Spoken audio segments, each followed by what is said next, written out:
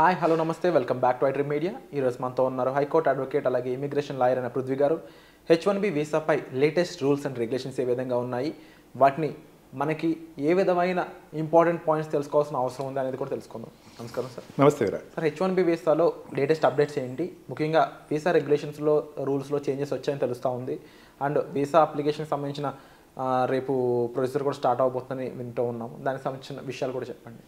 H1B వీసాకి సంబంధించింది ఏంటంటే కొంచెం డాడ్జింగ్ అంటే కొంచెం కాలయాపన చేసే ఆస్కారం అయితే ఖచ్చితంగా కనపడుతుంది. దీంట్లో అబద్ధం ఏం లేదు.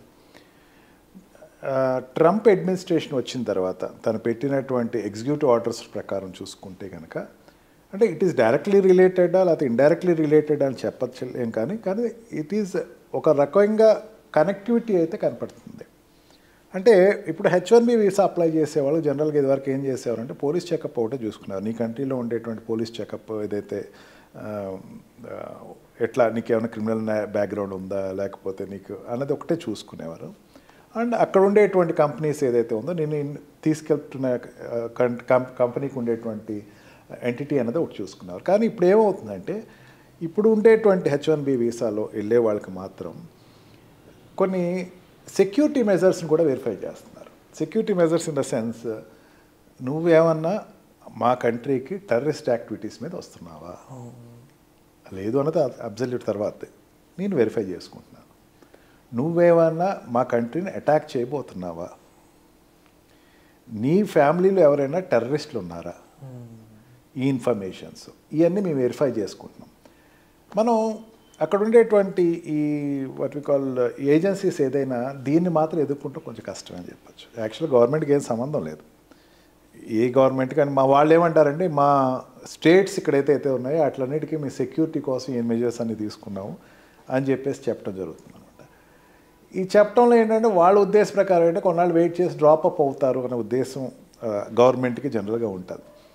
మనం అనుకోవచ్చు వీడేంటి నేను అప్లై చేస్తున్నాను, నేను ఆ కంట్రీలో అటాక్ చేయటం ఏంటి, నాకేంటి సంబంధం, నేను ఆ కంట్రీ సెక్యూరిటీ పాలసీస్లో నేను ఏమైనా సెక్యూరిటీ మెజర్స్లో అటాక్ చేస్తానా అని చెప్పేసి అనుకుంటాం ఏంటి అని నేను ఎంత చెప్పినా సరే నేనేవాళ్ళు ఉంటారు అక్కడ. సెకండ్ థింగ్, నేనేమైనా అటాకర్ కింద అక్కడికి వెళ్తున్నానా, బార్డర్ సెక్యూరిటీకి నేనేమైనా ఆటంకం కలిగిస్తున్నానా ఆ కంట్రీకి అనేది నా గురించి వెరిఫికేషన్ చేస్తాను. అంటే నా క్రిమినల్ బ్యాక్గ్రౌండ్ కాస్త చూసుకోండి, నా దాంట్లో ఏమీ ఈవెన్ చిన్న చిన్న బైక్ రైడ్లో నేను యాక్సిడెంట్ చేసిందో లేకపోతే వాట్ యు కాల్ పోలీసు వాడు పట్టుకుంటే టికెట్ ఎగ్గొట్టింది కూడా నా దగ్గర ఉండదు.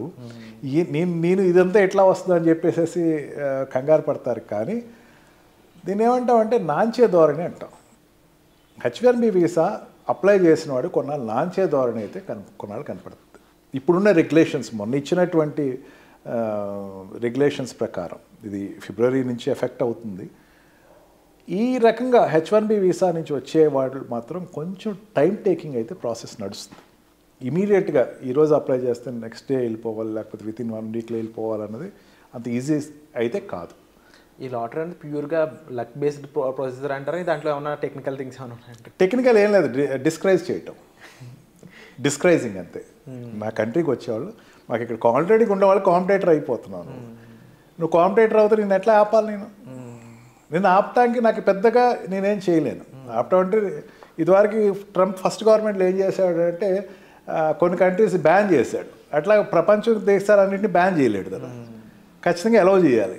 అలౌ చేయాలంటే ఏంటి, కొన్నాళ్ళు ఆపాలి.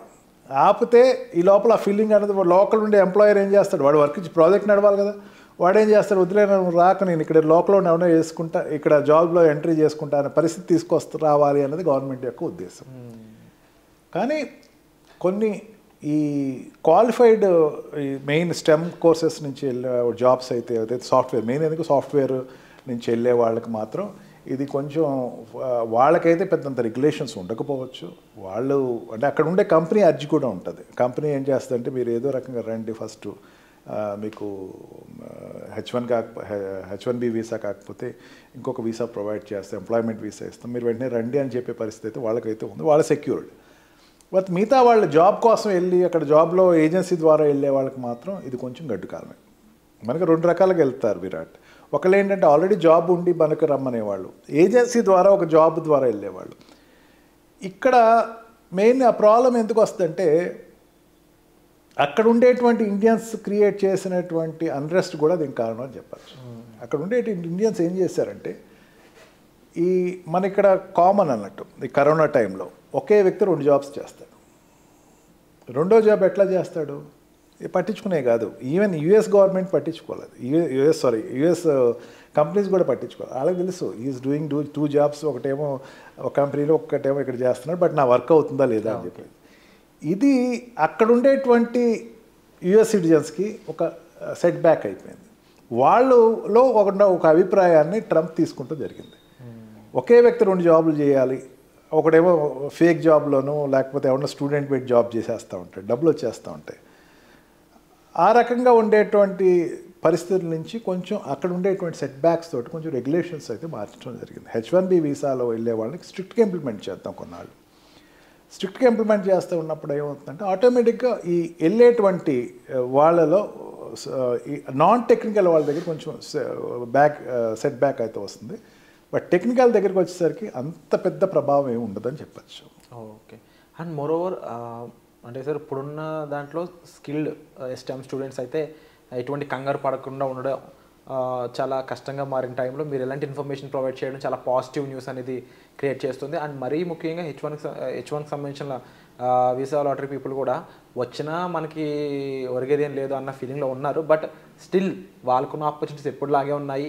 దాంతోపాటు AI అనేది కొత్త రూపం దాల్చుతుంది, దానికి సంబంధించి కూడా చాలామందికి మంచి మంచి అప్డేట్స్ ఇస్తున్నారు. అండ్ తప్పకుండా ఇలాంటి ఎన్నో అప్డేట్స్ ఇంకా ఎపిసోడ్ రూపంలో మీ ముందు తీసుకురావడం జరుగుతుందండి.